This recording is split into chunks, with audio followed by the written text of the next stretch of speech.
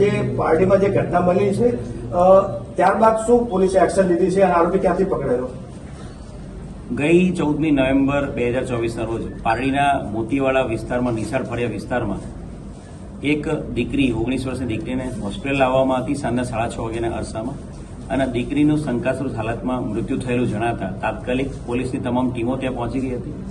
દીકરીનું મૃત્યુ શંકાસ્પદ હાલતમાં થયું છે એની ધ્યાને રાખીને સુરત શહેરના નિષ્ણાત ફોરેન્સિક એક્સપર્ટ દ્વારા ફોરેન્સિક ડોક્ટર દ્વારા એનું પીએમ કરવામાં આવ્યું હતું, અને પ્રાથમિક તપાસમાં આ દીકરી છે જે કોલેજની દીકરી છે 19 વર્ષની, એની સાથે દુષ્કર્મ થયા બાદ એનું ગળું દબાવીને હત્યા કરવામાં આવ્યું છે એવું ધ્યાને આવ્યું હતું. તાત્કાલિક ઘરના સભ્યની ફરિયાદ લેવામાં આવી હતી અને દુષ્કર્મ સાથે મર્ડરનો ગુનો દાખલ કરવામાં આવ્યો હતો. બનાવની ગંભીરતાને ધ્યાને રાખીને જિલ્લાના 4 DYSP, Pardi police station, crime branch, SOG સહિત જિલ્લાના અન્ય 10 પોલીસ સ્ટેશનના પીઆઈઓ, કુલ 12 જેટલા પીઆઈઓ, 20 પીએસઆઈ, 300થી વધુ પોલીસ, જીઆરડી, હોમગાર્ડ આ સમગ્ર બનાવમાં તપાસમાં જોડાયેલા હતા. આ તપાસમાં જે બનાવના સ્થળેથી બેગ મળી આવી હતી એ બેગમાં મળેલા કપડાના વર્ણનના આધારે અને રેલવે સ્ટેશનની નજદીકતાને ધ્યાને રાખીને ઉદવાડા રેલવે સ્ટેશન અને આસપાસના જિલ્લાના તમામ રેલવે સ્ટેશન ઉપર તપાસ કરવામાં આવી હતી. આ તપાસમાં અલગ અલગ રેલવે સ્ટેશનના આરપીએફના અધિકારીઓ સાથે સાથે ગુજરાત રેલવે પોલીસના તમામ અધિકારી કર્મચારીઓનો પણ ખૂબ સપોર્ટ મળ્યો હતો. વાપી રેલવે સ્ટેશન ખાતેના સીસીટીવી કેમેરા ચેક કરતા વાપી રેલવે પોલીસ અને વાપી વલસાડ જિલ્લા પોલીસને એક સારી સફળતા મળી હતી કે જેમાં બનાવના સ્થળેથી મળેલા કપડાના વર્ણનવાળો એક વ્યક્તિ એ કપડાં પહેરેલો અને એ જ બેગ સાથેનો એક વ્યક્તિ અમને શંકાસ્પદ મળ્યો હતો, જે અમારો બનાવનો એક પ્રાઇમ સસ્પેક્ટ હતો. અને સીસીટીવી ફૂટેજમાં પણ અમને ક્લિયર કટ એક આઈડિયા મળ્યો હતો કે આ જ વ્યક્તિ વાપીથી ઉદવાડા રેલવે સ્ટેશન પર બનાવના સમયે જ્યારે દીકરી ટ્યુશનમાંથી ઘરે જઈ હતી ત્યારે રેલવે સ્ટેશન પર ઉતર્યો હતો. એ પ્રાઇમ સસ્પેક્ટ જે અમારો છે એનું બેક ટ્રેકિંગ અમે ચાલુ કર્યું હતું. પ્રાઇમ સસ્પેક્ટનું બેક ટ્રેકિંગ કરતા અમે છેક મછલીપટ્ટનમ, આંધ્રપ્રદેશના મછલીપટ્ટનમ ડિસ્ટ્રિક્ટ સુધી પહોંચ્યા હતા. મછલીપટ્ટનમ ડિસ્ટ્રિક્ટથી એણે જર્ની સ્ટાર્ટ કરી હતી. મછલીપટ્ટનમથી શિરડી, શિરડીથી બાંદ્રા, બાંદ્રાથી દાદર, દાદરથી વાપી અને વાપીથી ઉદવાડા એ 12, 13, 14 નવેમ્બરની જર્ની હતી. આ જર્નીની જે તપાસ હતી એની અંદર તમામ રેલવે સ્ટેશન ઉપર ડીવાયએસપી ભાર્ગવ પંડ્યા સાહેબની સુપરવિઝનમાં અલગ 10 જેટલા પીઆઈ પીએસઆઈની ટીમો બધા રેલવે સ્ટેશન પર સીસીટીવી ચેક કરવા માટે ગઈ હતી.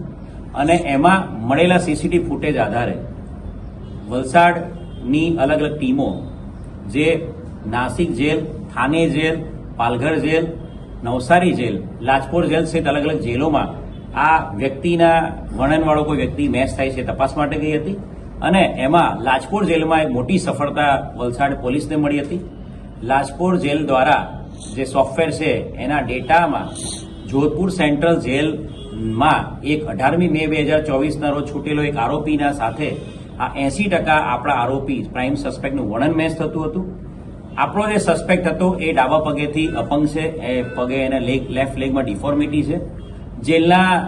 જેલમાં તાત્કાલિક રાતોરાત એક ટ્રેનમાં પીએસઆઈની ટીમ મોકલીને જોધપુર સેન્ટ્રલ જેલના આઈજી સાહેબની મદદથી એનો તમામ ડેટા કરવામાં આવ્યો હતો, કાઢવામાં આવ્યો હતો. અને જેલના ઇન્મેટ પાસે પણ આ કન્ફર્મેશન કરવામાં આવ્યું હતું કે આ જે વર્ણનવાળો જે સોફ્ટવેરમાં વર્ણન મળે છે એ વ્યક્તિ પણ અપંગ છે. અને એની વ્યક્તિની આઈડેન્ટિટી રોહતક જિલ્લાના એસપી નરેન્દ્રજી સાથે પણ કન્ફર્મ કરવામાં આવી હતી. અને ખાનગી રાહે તપાસ કરાવતા એ આરોપી છે એના ઘર વિસ્તારમાં તપાસ કરાવતા એ ગુનાહિત ઇતિહાસ ધરાવતો વ્યક્તિ છે ને એ ડાબા પગે અપંગ છે કન્ફર્મ થઈ ગયેલું હતું. અને એ આપણો પ્રાઇમ સસ્પેક્ટ છે. એને શોધવા માટે વધુ અમને મહેનત કરવા માટે પ્રેરણા મળી હતી, કેમ કે કન્ફર્મ થઈ ગયું હતું કે આજે આરોપી છે. અને એ અનુસંધાને અલગ ટીમો જિલ્લાના તમામ રેલવે સ્ટેશનો સાથે પૂના સુધીના તમામ રેલવે સ્ટેશનો ઉપર, સુરતથી પૂના સુધી તમામ રેલવે સ્ટેશન પર ખાનગી રાહે જીઆરપીની સાથે વલસાડ પોલીસના માણસો ગોઠવવામાં આવ્યા હતા તમામ રેલવે સ્ટેશન ઉપર. અને એ જ રીતે તમામ રેલવે સ્ટેશનો ઉપર આરપીએફની ટીમોને પણ એલર્ટ કરવામાં આવી હતી. અને એ જે એલર્ટ કરેલા ફોર્સના કારણે ગઈકાલે સાંજે બાંદ્રાથી વાપી આવતી કોઈ ટ્રેનમાં એક વ્યક્તિ આ પ્રકારના વર્ણનવાળો ચડ્યો છે એની ચોક્કસ બાતમી આધારે એ વાપી રેલવે સ્ટેશન પર જ્યારે ઉતર્યો ત્યારે વાપી રેલવે પોલીસના કર્મચારીઓ દ્વારા એને તાત્કાલિક પકડી પાડવામાં આવ્યો હતો.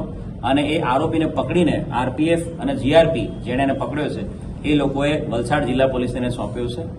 આરોપીની પૂછપરછ કરતા આરોપી આ ગુનાને અંજામ આપ્યાનું કબૂલાત આપે છે.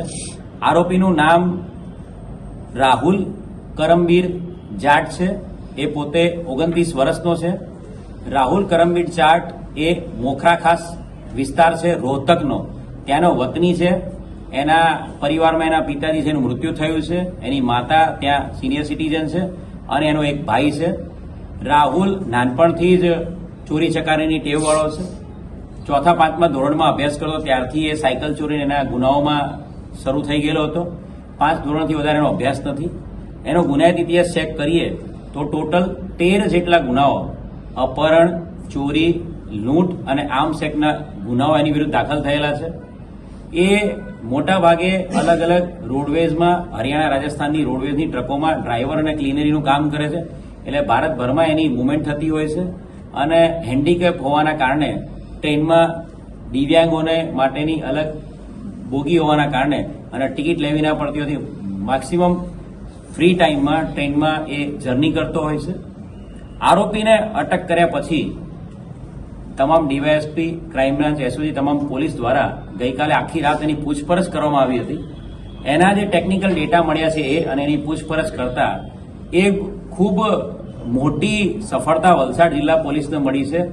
પારડી પોલીસના જે રેપ વિથ મર્ડરના ગુના સિવાય અન્ય 4 જગ્યાએ છેલ્લા 25 દિવસમાં એણે મર્ડર કરવાની કબૂલાત આપે છે. જે તપાસ કરતા તમામે તમામ જગ્યાએથી એના કન્ફર્મેશન મળ્યા છે.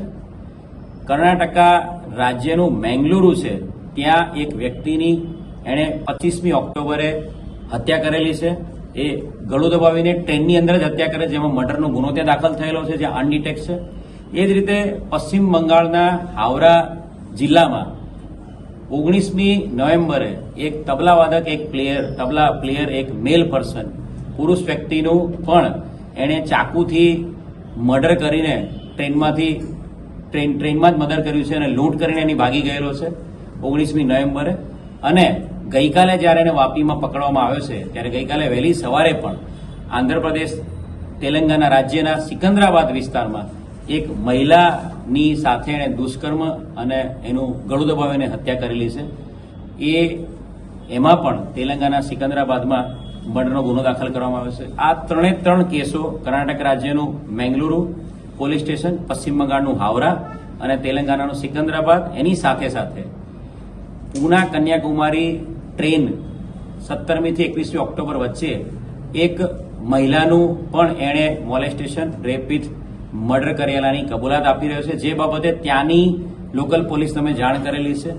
3 રાજ્યોના, કર્ણાટક રાજ્ય, પશ્ચિમ બંગાળ રાજ્ય અને તેલંગાણા રાજ્યના 3 રાજ્યના બ્લાઇન્ડ કેસ પણ ડિટેક્ટ કરવામાં વલસાડ જિલ્લા પોલીસને સફળતા મળી છે. 5 મર્ડરના ગુનાઓનો ભેદ ઉકેલવામાં વલસાડ જિલ્લા પોલીસને સફળતા મળી છે.